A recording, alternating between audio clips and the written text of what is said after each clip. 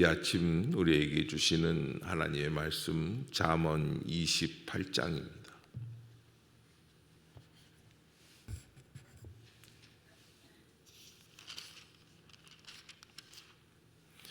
28장 한 절씩 교독하겠습니다.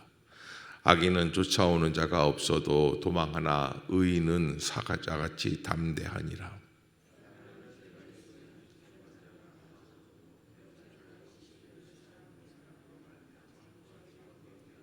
가난한 자를 학대하는 가난한 자는 곡식을 남기지 아니하는 포구 같으니라.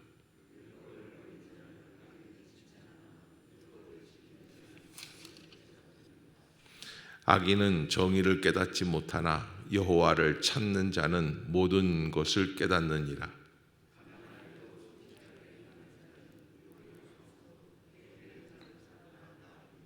율법을 지키는 자는 지혜로운 아들이요 음식을 탐하는 자와 사귀는 자는 아비를 욕되게 하는 자니라.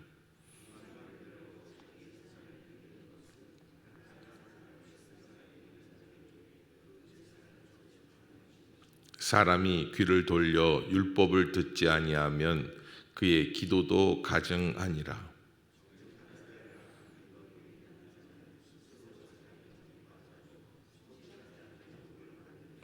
부자는 자기를 지혜롭게 여기나 가난해도 명철한 자는 자기를 살펴 아느니라.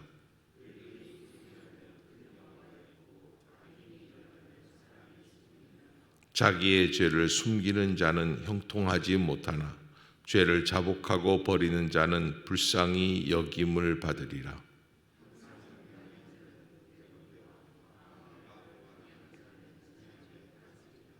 가난한 백성을 압제하는 악한 관원은 부르짖는 사자와 줄인 곰 같으니라.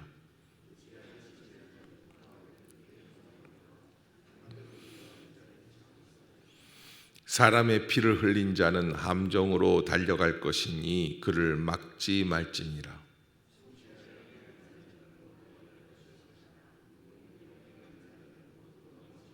자기의 토지를 경작하는 자는 먹을 것이 많으려니와 방탕을 따르는 자는 궁핍함이 많으리라.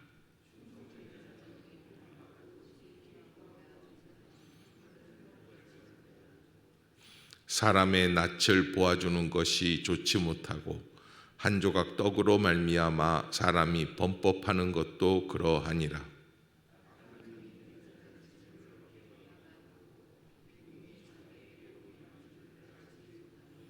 사람을 경책하는 자는 혀로 아첨하는 자보다 나중에 더욱 사랑을 받느니라.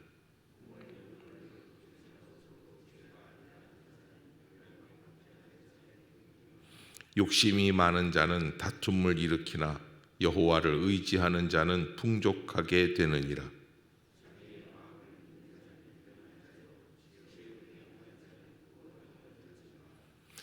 가난한 자를 구제하는 자는 궁핍하지 아니하려니와 못본 채 하는 자에게는 저주가 크리라. 악인이 일어나면 사람이 숨고 그가 멸망하면 의인이 많아지느니라. 아멘. 할렐루야. 이 아침 죄전을 찾으신 여러분들에게 하나님의 은혜와 평강이 함께 하시기를 축복합니다. 오늘 잠언 28장의 말씀 중에는 의라고 하는 말씀이 많이 나오죠. 그래서 우리가 어떻게 의에 이르게 되는가라고 하는 것입니다. 그래서 첫 번째 이 1절에 보면은 악인은 쫓아오는 자가 없어도 도망하지만 의인은 사자같이 담대하니라. 우리가 하나님의 의를 행하는 가장 중요한 이유 중에 한 가지가 무엇이냐? 바로 도망 다니는 인생이 되지 않기 위해서다라고 하는 것입니다. 그러나 우리가 한 가지 알아야 될 것이 있습니다. 그것은 결코 하나님 앞에서 의로운 사람은 있다 없다? 없다는 거예요. 아무런 죄가 없는 사람은 없어요. 그러기에 우리가 하나님 앞에서 하나님의 뜻에 순종하기 위하여 최선을 다하는 것이 인간의 마땅한 도리다라고 하는 것이죠.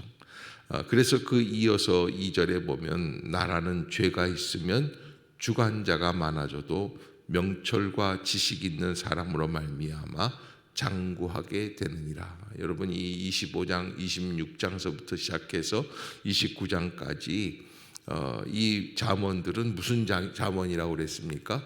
왕에 대한, 왕의 리더십을 위하여 기록해 놓은 말씀들이라고 했습니다.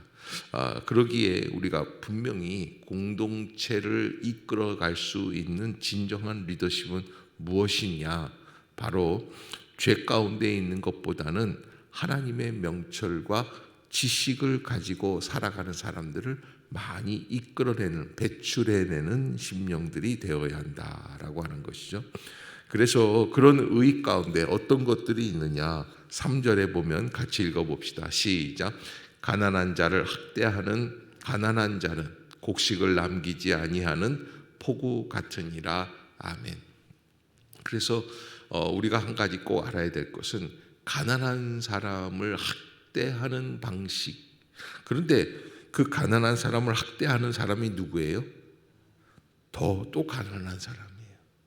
그러니까 여러분, 진정으로 부유할 줄 아는 사람은 학대하지 않는다는 거예요. 그러나 가난한 사람을 학대하는 가난한 사람이 있다고 한다면 이거는 곡식을 남기지 아니하는 포구 같다. 이게 무슨 얘기냐면 잔인한 사람이다, 이렇게 표현할 수가 있습니다. 그런 사람이 있을 때 진정한 의가 그 나라에서, 그 국가에서, 공동체에서 이루어질 수 없다는 것이죠. 율법을 버린 자는 악인을 칭찬하지만 율법을 지키는 자는 악인을 대적하게 된다. 그래서 우리가 하나님 앞에서 깨달아야 할 것이 사람은 하나님의 의, 하나님의 은혜를 통하여서 우리가 진정한 구원에 이르게 되어진다라고 하는 것을 깨닫는 그런 잠언 말씀이 되어야 할 것입니다. 그러면 가난하여도 6절에 보면 성실하게 행하는 자, 가난하여도 성실하게 행하는 자는 부유하면서 굽게 행하는 자보다 더 낫다. 그러기에 우리가 성실한 사람이 많은 나라가 진정한 복된 나라가 될 수 있다라고 하는 의미를 우리에게 주게 되는 것이죠. 우리는 벼락부자 같은 사람들이 좀 있으면 그러면 좋지 않을까. 그런데 성실한 사람들이 있을 때 나라가 튼튼해질 수 있고, 또 교회도 마찬가지입니다. 기적을 요구하는 믿음보다는 하나님의 말씀 앞에서 내가 최선을 다하여서 차분하게 한 걸음 한 걸음 나아가려고 할 때, 그때 하나님께서 주시는 은혜의 역사가 나타나게 되는 줄로 믿습니다. 우리가 하나님의 은혜 가운데 어떻게 살아가야 할 것인가? 자, 여기 14절 보면은 항상 경외하는 자는 복되거니와 그랬습니다. 항상 경외하는 자는 복되거니와. 이 경외한다는 것이 무엇입니까? 하나님을 높이는 거예요. 그런데 이런 사람들 항상 경외한다. 근데 사실은 사람은요, 가난하고 힘들고 어렵고 괴로울 때는 하나님 앞에 나아가 하나님을 섬기려고 합니다. 그러나 부유해지고 만족을 이루고 풍요로워지기 시작하면 인간은 어떻게 됩니까? 교만하게 되는 거예요. 사실 우리가 어려움이 있으니까 새벽 기도도 나오기가 쉬워요. 그러나 아주 모든 것이 다 평안할 때 새벽 기도 나오는 게 쉬워요, 어려워요? 이거 있을 수 없어요. 여러분, 우리가 하나님 앞에서 그래서 약간의 고난이 있는 것, 그것만큼 축복이 없다. 항상 경외하게 하는 자는 복되다. 그러나 마음이 완악하게 하는 자, 그래서 여러분 우리가 축복과 저주를 오고 가고 있어요. 무엇 때문에? 우리의 믿음, 우리의 부족한 미련한 마음 때문에 그런 거예요. 이 사람이 풍요로워지면 하나님을 경외하는 것이 멈추게 된다라는 거예요. 그러기에 여러분, 지혜로운 심령이 되어서 우리가 하나님 앞에서 늘 깨어서 주님의 말씀대로 나아가기를 원합니다 라고 하는 결단이 있기를 주의 이름으로 축복합니다. 20절 한번 같이 읽어봅시다. 시작. 충성된 자는 복이 많아도 속히 부하고자 하는 자는 형벌을 면하지 못하리라. 아멘. 그래서 여러분, 우리가 우리 중에서 잘 되는 사람들, 그런 사람들은 어떤 사람들이냐? 이게 충성하는 사람들이다. 첫 번째, 하나님 나라에 충성하는 거예요. 아멘. 하나님 나라에, 하나님께 충성하는 거예요. 하나님께 충성하는 게 뭡니까? 말씀에 순종하는 것이고요. 하나님의 나라를 위하여 헌신하는 것을 의미하죠. 두 번째, 어디에 충성해야 합니까? 여러분, 우리가 몸담고 있는 직장이나 우리 공동체에 충성할 수 있는 마음이 있어야지 돼요. 그래야 하나님의 은혜 가운데 이 먹거리가 또 부유해질 수 있는 통로가, 그런 과정들, 직업을 통해서 내게 오게 되지 있지 않습니까? 그래서 충성하는 것이 필요해요. 세 번째는 역시 가정이죠.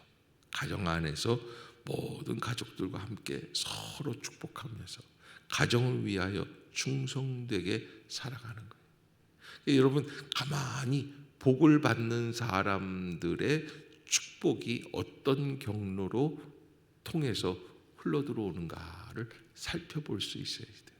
여러분, 옆에 사람들이 우리 이번에 어떻게 복을 받았어 그러면은 여러분들은 괜히 부러워만 해요. 그래서 나도 복을 받아야지 되는데 하는 생각이 들 때가 있습니다. 그러나 가만 보세요. 어떤 사람이 복을 받는가? 대부분 충성하는 사람이 복을 받습니다. 한결같은 사람이 복을 받습니다. 그것을 우리가 인식할 수 있어야만 됩니다.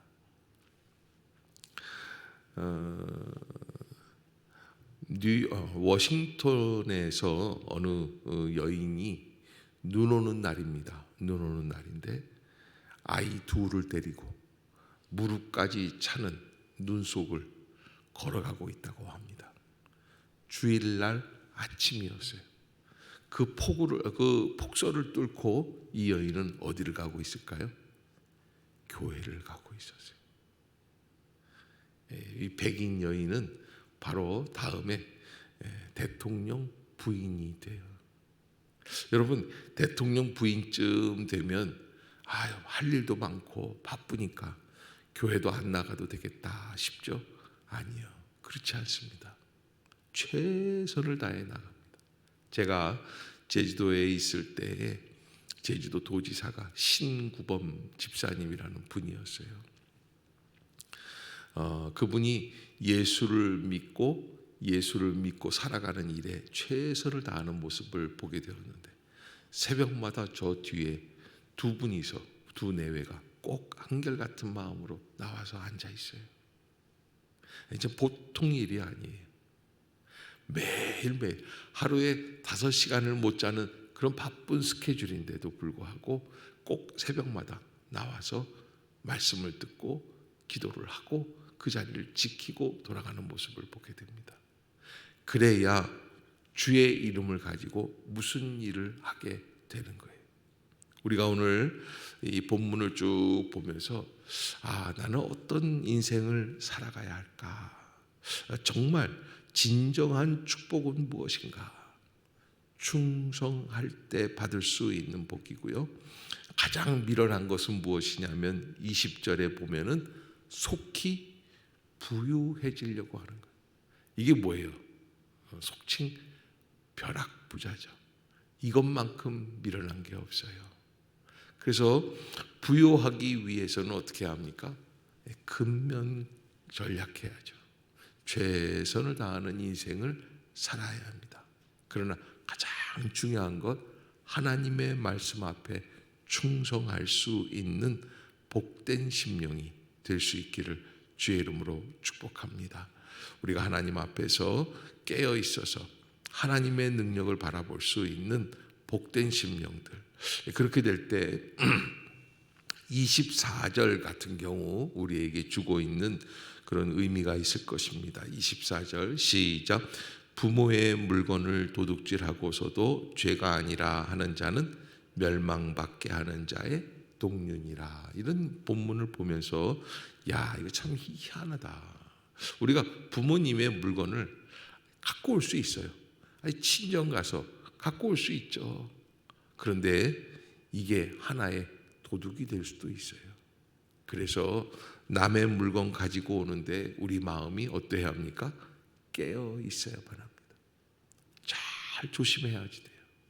그런 사람들은, 죄가 아니라고 하는 사람들은 멸망받게 하는 자의 동료다. 멸망받게 하는 자의 동료. 멸망받게 되는 거예요. 그러기에 멸망하는 사람들의 이 실태를, 이 모습들을 잘 보고 누구의 것을 훔쳤는가 하는 것들을 볼 수 있어야지 돼요. 그러기에 하나님 앞에서 온전한 마음으로 살아가고요. 우리가 절대 인생 속에서 상대하지 말아야 할 사람이 25절에 기록이 되어 있어요. 시작. 욕심이 많은 자는 다툼을 일으키나 여호와를 의지하는 자는 풍족하게 되느니라. 아멘. 여러분, 이 다툼이 왜 일어납니까?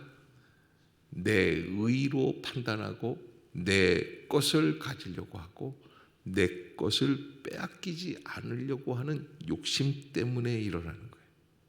그럼 여호와를 의지한다는 것은 무엇을 의미합니까? 하나님께 맡기는 거예요. 모든 판단과 정죄와 모든 일들. 여러분, 우리가 눈앞에서 내 뜻대로 안 되는 일들이 너무나 많이 있어요. 매사에 내가 부족함을 느낍니다.